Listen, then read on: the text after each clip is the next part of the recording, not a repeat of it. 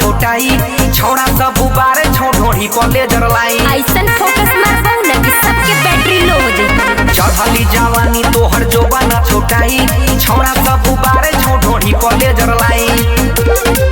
आया चूल्हा में बुनिया के झाड़ी दे दौटे गे पार सुन ना काहे तड़पई छे रे लहरी छोड़ा तो चीजें समझी गे अरे कौची कहूँ रे जुअन पिटवा हे गे की रे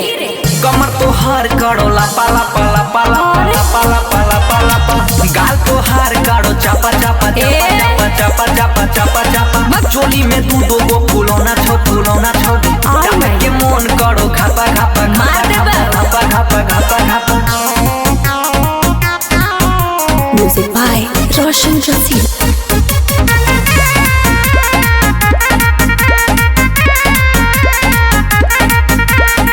लूट रे छोड़ा तू रात भर लूट रे छोड़ा है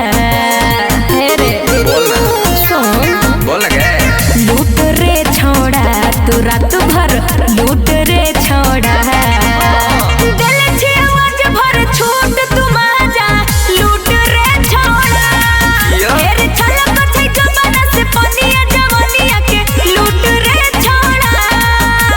शॉट ले गे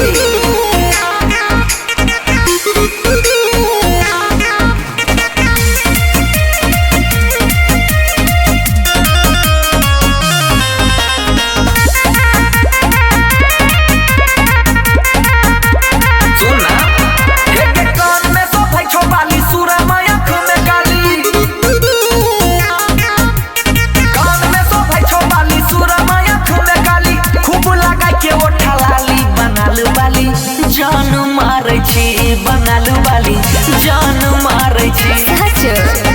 कमर हमार करे लपा लपा लपा लपा ओठ हमार करे चपा चपा चपा चपा चोली के हमर खजानावा रे आई के खाई लेना लपा लपा लपा लपा लपा लपा जुअन पिटावा कहीं के सब